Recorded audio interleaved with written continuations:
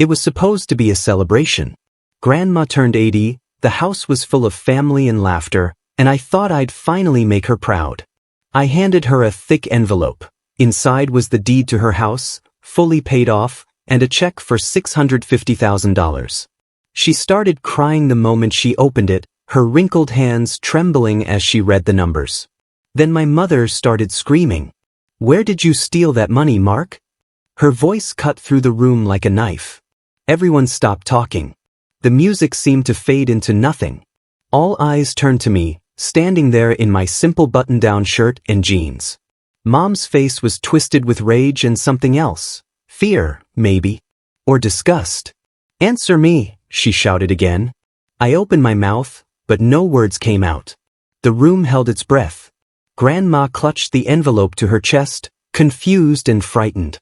I could have explained everything right then. I could have told them who I really was. But something stopped me. Pride maybe, or the realization that they'd already made up their minds about me. So I stayed silent. Before we continue the story, welcome to Revenge Tranquil. If this is your first time here, don't forget to subscribe, like this video, and share your thoughts in the comments. We'd love to hear from you. Now, let's get into today's story. 15 minutes later, police lights flickered through the curtains. Blue and red danced across the shocked faces of my relatives. Mom had actually called the cops on me, her own son. She told the officers I was scamming Grandma, trying to manipulate her with fake documents. 2 uniformed officers stepped into the living room, their presence making everything feel surreal. "Sir, we need to ask you some questions," one of them said, his hand resting on his belt. I nodded calmly, even though my heart was pounding. They asked where the money came from. They asked if I had documentation. They asked if Grandma was of sound mind when she accepted the gift. I answered each question with quiet honesty, but I didn't offer proof of my real identity. Part of me wanted to see how far Mom would take this. Another part of me was too hurt to fight back. After 20 minutes of questioning, they couldn't find anything suspicious. They told Mom they couldn't arrest someone for giving a gift. But the damage was already done. After the cops left, Mom wasted no time controlling the narrative. She gathered my aunts and uncles in the kitchen and told them I'd lost it completely. She said I was probably involved in something illegal, that the money was dirty, that I was trying to trick Grandma before she died. I heard every word from the hallway where I stood frozen. My cousin Tyler looked at me like I'd grown a second head. My Aunt Brenda whispered something to her husband and they both stared. Even my younger brother, Kyle, kept his distance. Grandma tried to defend me. "Mark wouldn't do that," she said weakly, but her voice was drowned out by Mom's certainty. Nobody listened to her. They saw an old woman being manipulated, and they saw me, the family disappointment, as the manipulator. I grabbed my coat and walked toward the door. "Mark, wait," Grandma called out, but I couldn't stay. I couldn't watch them turn her against me too. I left that night with every bit of dignity I had left, knowing I'd lost something I could never get back. I hadn't always been the family disappointment. 2 years earlier, I worked as a senior analyst at Thornfield Capital, one of the biggest investment firms in the state. I made good money, had a corner office, and a promising future. Then I discovered something that changed everything. My boss, Vincent Harlow, was running an investment scheme that was bleeding clients dry. Fake projections, hidden fees, fabricated returns, it was all there in the files I accidentally stumbled upon.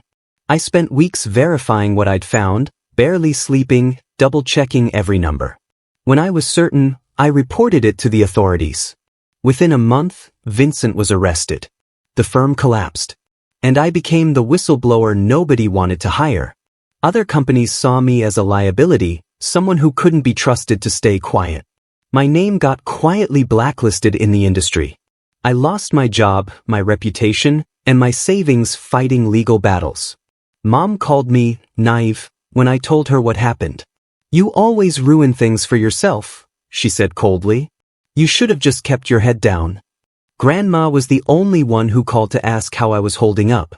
While everyone else avoided me, she showed up at my tiny apartment with groceries and hope. She slipped a few $100s into an envelope and pressed it into my hands. "Mark, listen to me," she said, gripping my shoulders with surprising strength. You're not done. You're being planted, not buried. God plants seeds in the dark before they grow. Her words cracked something open in me. I'd been drowning in shame and anger, convinced I'd destroyed my own life for nothing. But Grandma saw something different. She saw someone who'd chosen integrity over comfort. That night, after she left, I sat at my kitchen table and made a decision. If the industry wouldn't hire me, I'd build something of my own. I pulled out a notebook and started writing down ideas, services I could offer, clients I could help, ways to do things differently. By morning, I had the skeleton of a business plan. It wasn't much, but it was a start. With Grandma's encouragement ringing in my ears, I started my own financial consulting business from that cramped apartment. I had no investors, no fancy office, no safety net. Just me, a second-hand laptop I bought off a college student, and an unshakable determination to prove I wasn't finished. I registered the company under the name Beacon Advisory Group, intentionally different from my own name so no one would connect it back to me or the Thornfield scandal. The first few months were brutal. I cold-called small businesses, offering free consultations just to get my foot in the door. Most people hung up on me. But slowly, a few took a chance. I helped a struggling restaurant owner restructure his debts. I advised a retired teacher on maximizing her pension. Word started spreading in quiet circles. There's this guy who actually cares about helping people, not just making commissions, one client told another. Before I knew it, I had a waiting list. But to my family, I was still unemployed. Still a failure. Still the guy who threw away a good career for nothing. Work poured in faster than I could handle alone. Within a year, I hired 3 employees, people who believed in what I was building. We moved into a small office downtown, nothing fancy, just enough space to work without tripping over each other. I helped single parents create college funds for their kids. I guided retirees through investment plans that actually protected their money. I showed small business owners how to grow without drowning in debt. Every client I helped felt like proof that I'd made the right choice. Beacon Advisory Group became known for something rare in the finance world: honesty. We turned down clients whose goals didn't align with ethical practices. We refused to push products that only benefited us. Our reputation grew because we actually gave a damn. But at family gatherings, when someone asked what I was doing, Mom would answer for me. "Mark's doing some consulting thing from home," she'd say with a dismissive wave. Still figuring things out. It killed me that she couldn't see what I'd built. That none of them could. Mom couldn't stand that Grandma still believed in me. Every time Grandma mentioned my name with pride, Mom would stiffen. "You don't know what you're talking about, Mother," she'd snap. "Mark is lying about this consulting business. He's probably living off unemployment and too proud to admit it." She even called my old boss, Vincent, the guy I'd turned in, to ask if I was begging for my job back. When she didn't find anything to confirm her suspicions, she grew more paranoid. She told relatives I was hiding something.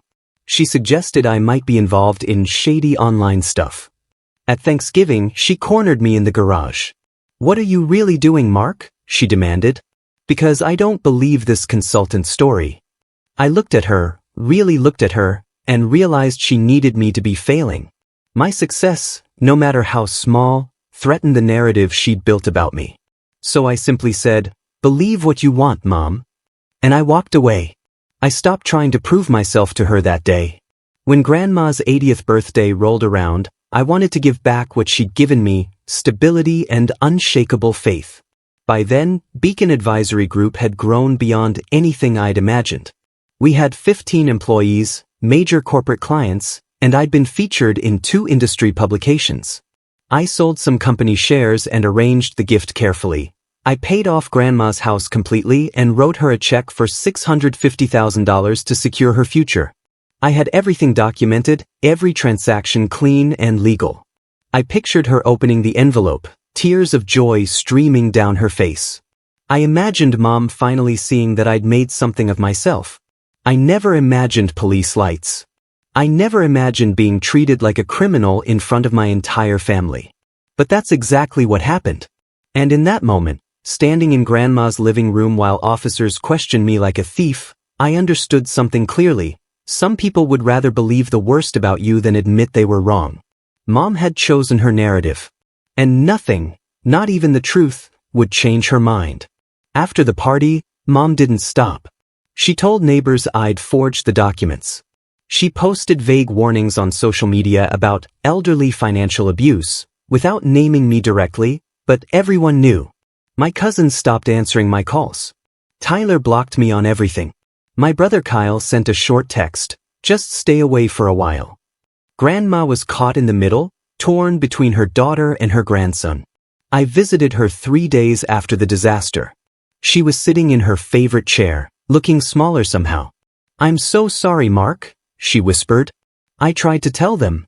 I knelt beside her and took her hands. "Grandma, this isn't your fault. None of this is your fault." She started crying and it broke something in me. "I don't understand why she hates you so much," she said. I didn't have an answer. All I could say was, "Don't worry. I'll handle this the right way." I kissed her forehead and left, my jaw tight with determination. Mom wanted a war. But I'd fight it with truth, not anger. A week later, Grandma called me in a panic. Her voice shook as she whispered into the phone. "Mark, your mother did something. She went to some lawyer." My stomach dropped. I drove straight to Grandma's house and she showed me the papers. Mom had filed to become Grandma's legal, financial guardian, claiming she was no longer mentally competent to handle her own affairs. The police report from the party was attached as evidence, proof, she argued, that Grandma was being manipulated. I read through the documents twice, my hands shaking with rage. This wasn't about protecting Grandma. This was about control. About taking away her independence and, conveniently, access to the money I'd given her. Grandma looked at me with frightened eyes. "What do I do?" My calm shattered into something colder, sharper. I pulled out my phone and called my firm's legal team. "We need to move fast," I told them. Then I looked at Grandma and said, "Don't worry. She's not taking anything from you. I promise." Within 48 hours, I'd built a fortress around Grandma's finances. I hired the best trust attorney in the state, someone I'd worked with on client cases who owed me a favor. We created an irrevocable trust in Grandma's name, transferring all her assets into it with her full consent. Every cent was documented. Every transaction was crystal clear. Medical evaluations proved she was completely sound of mind. Character witnesses, including her doctor and pastor, provided statements. We made it legally impossible for anyone to claim incompetence or manipulation. When Grandma signed the papers, her hands shook, but her voice was steady. "Do what you must, son," she said. I made sure the trust named me as trustee, with strict rules that prevented anyone, including me, from accessing funds without proper justification. It wasn't about the money. It was about protecting her dignity. The lawyer smiled when we finished. "Your mother's petition doesn't stand a chance now." I nodded, but I felt no satisfaction. Just a deep sadness that it had come to this. When Mom tried to access Grandma's accounts the following week, the bank froze her completely. Security protocols I'd put in place flagged her immediately. She showed up at the bank, demanded to speak to a manager, and was told in no uncertain terms that she had no authority over the accounts. She went ballistic. I got a voicemail at 11 p.m. that night. "You think you're so smart, Mark?" Her voice was shaking with fury. "You hacked into her accounts. I'm reporting you for identity theft. You're going to jail for this." I saved the voicemail. Then the next one. And the next. 6 messages total, each more unhinged than the last. She threatened lawsuits. She promised to expose me. She said I'd stolen Grandma's life savings and that the FBI would be involved. I kept every single one. Not because I wanted to use them against her, but because I knew I might need proof of how far she was willing to go. My lawyer listened to them and whistled low. "She's digging her own grave," he said. I didn't feel victorious. I felt exhausted. Mom's accusations triggered an actual investigation. The State Financial Crimes Unit got involved because of the amounts and her claims. 2 investigators showed up at my office, badges out, asking questions. They wanted to see documentation for every dollar in Grandma's trust. They asked about my business, my credentials, my relationship with Grandma. I handed over everything: transaction records, trust documents, business licenses, tax returns. My lawyer sat beside me the entire time, calm and professional. The investigators went through it all for 3 hours. When they finished, the lead investigator leaned back and sighed. "Mr. Walker, we're satisfied everything here is legitimate." He paused. "Your mother's claims don't hold up." But here's what shocked them. When they traced Beacon Advisory Group back to me, they discovered I wasn't just some small-time consultant. I was the CEO of a firm managing over $200 million in client assets. They found industry awards, spotless compliance records, glowing client testimonials. The case died quietly that afternoon. But Mom didn't. If anything, being proven wrong only made her angrier. The stress got to Grandma. 2 weeks after the investigation ended, she collapsed during a routine checkup. Her doctor called it a stress-induced cardiac episode. Nothing life-threatening, but serious enough to keep her hospitalized overnight. I rushed to the hospital and found Mom already there, pacing the hallway. When she saw me, her face twisted with rage. "You and your games did this," she spat, jabbing a finger at my chest. "She's in that bed because of you." Other family members stood around, watching, waiting to see if I'd explode. I felt my fists clench. I wanted to scream at her, to tell her that her paranoia and cruelty had put Grandma here. But I looked past her to Grandma's room, where machines beeped softly, and I made a choice. I walked away. I didn't shout. I didn't defend myself. I just walked straight past Mom, into Grandma's room, and closed the door behind me. I'd already decided how this story would end. And it wouldn't be with me losing my temper in a hospital hallway. Grandma woke up groggy but alert. When she saw me sitting beside her bed, she reached for my hand. "Mark," she whispered. Her voice was weak but determined. "It's time." I frowned. "Time for what, Grandma?" She squeezed my hand with surprising strength. "Let them see you for who you are. I'm tired of watching you carry this alone." Tears stung my eyes. "Grandma, I don't care what they think anymore." She shook her head slowly. "I care. I won't have much time left, and I refuse to spend it watching my daughter destroy my grandson's name." Her words hit me hard. She was 80 years old, lying in a hospital bed because of stress my mother caused, and she was still fighting for me. I leaned down and kissed her forehead. "Okay," I promised. "I'll do it. But only because you asked." She smiled, closed her eyes, and drifted back to sleep. I sat there for another hour, holding her hand, and planned exactly how I'd reveal the truth. Not for revenge. For her peace of mind. A month later, I was invited to speak at the National Business Ethics Conference in Chicago. It was a huge honor, the kind of platform most CEOs spend years trying to reach. The topic was Integrity in Finance, Rebuilding Trust After Whistleblowing. My story had quietly spread in professional circles, and the organizers wanted me to share it publicly. I agreed, but I made one request. They introduced me by my full name and title. When I walked onto that stage, cameras flashed everywhere. The moderator's voice boomed through the speakers. "Please welcome Mark Allen Walker, CEO and founder of Beacon Advisory Group, one of the fastest-growing ethical finance firms in the country." I spoke for 30 minutes about losing everything, starting over, and building a business on principles instead of profits. The audience gave me a standing ovation. But more importantly, the local news picked up the story. "Former whistleblower now leading CEO," the headline read. The video went viral in our region overnight. And just like that, everyone who'd mocked me, doubted me, and accused me saw the truth. My phone exploded. Texts, calls, emails, social media messages. It was overwhelming. Cousin Tyler sent a long apology text at 2 a.m. "I'm so sorry, man. I should have believed you." My brother Kyle called, voice shaking. "I had no idea. I'm such an idiot." Old friends from high school reached out with congratulations. Even strangers messaged me, saying my story inspired them. But the most important person stayed silent. Mom didn't call, didn't text, didn't acknowledge anything. The story spread through our small town like wildfire. The broke son, who got the cops called on him was actually a millionaire, so people I hadn't spoken to in years stopped me at the grocery store to talk. Grandma's pastor visited her and mentioned he'd seen my speech. "Your grandson is remarkable," he told her. Grandma watched the clip on her tablet from her hospital bed, tears streaming down her face. "She called me that evening. I knew," she said simply. "I always knew." That was worth more than any standing ovation. Mom finally called on a Tuesday afternoon. I almost didn't answer, but curiosity won. "Hello."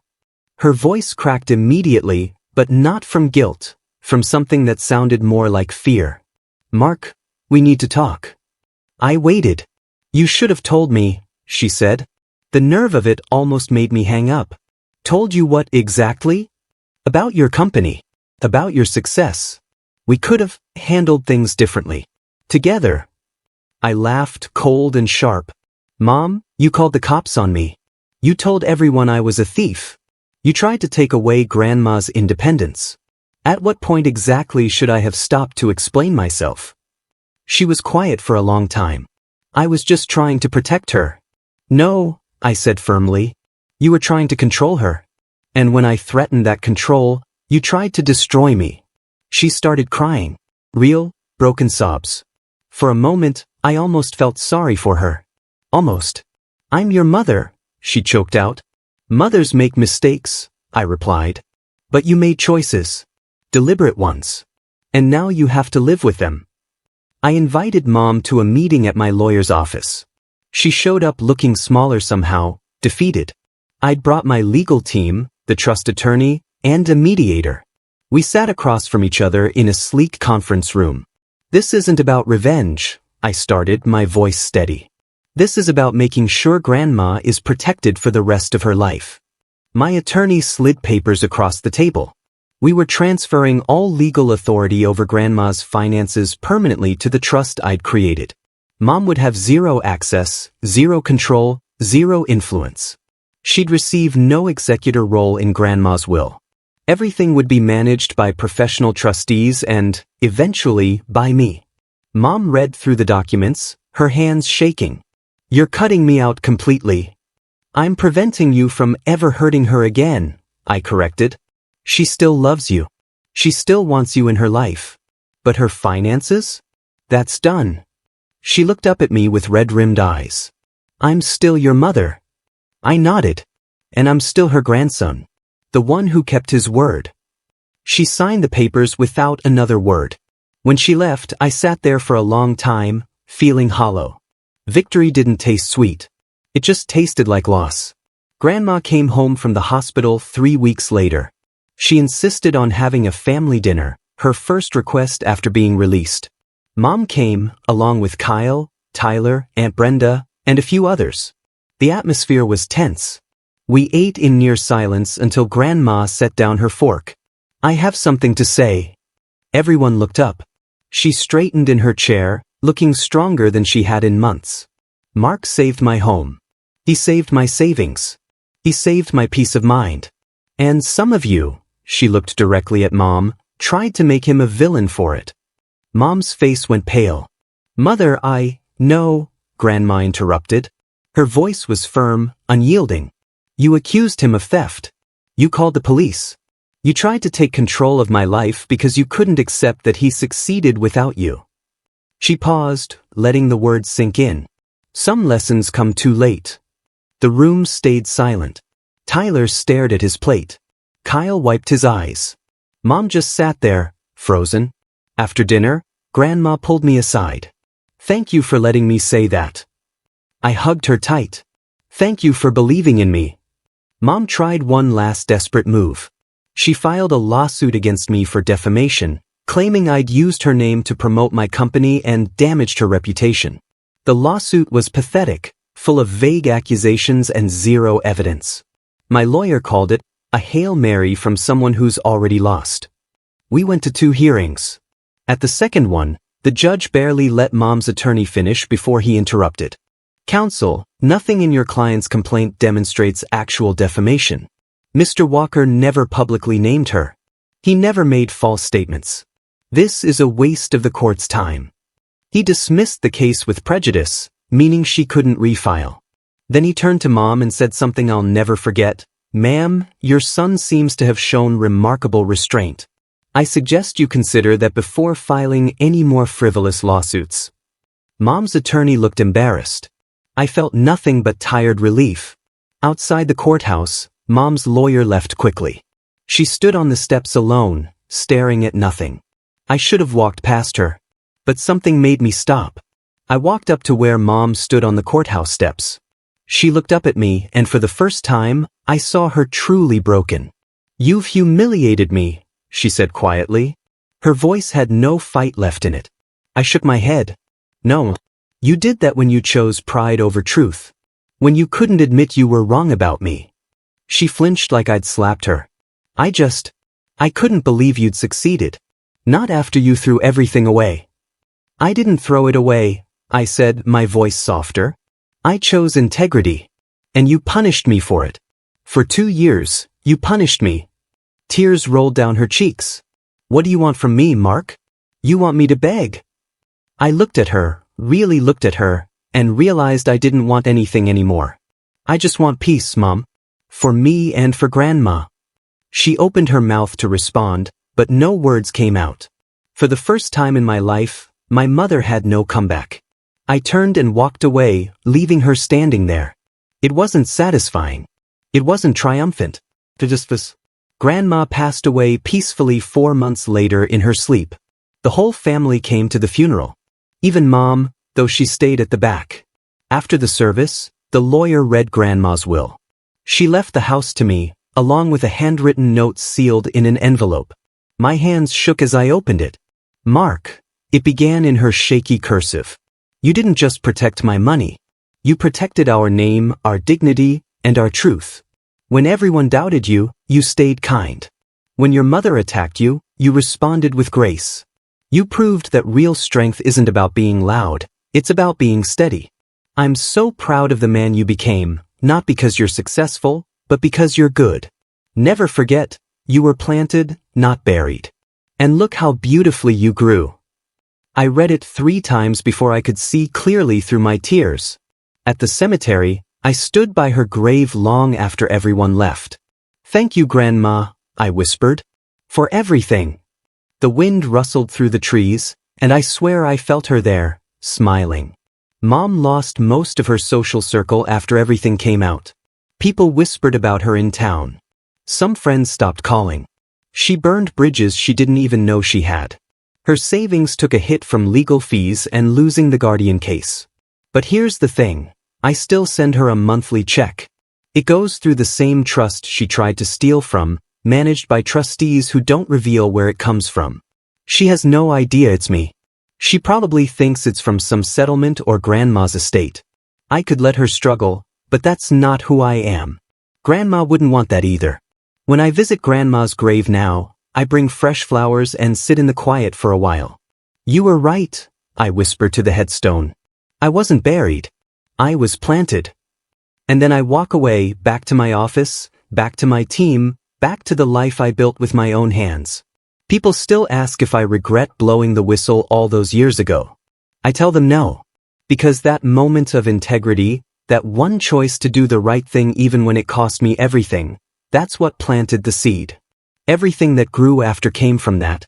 Silence and integrity, it turns out, really were the sweetest revenge of all.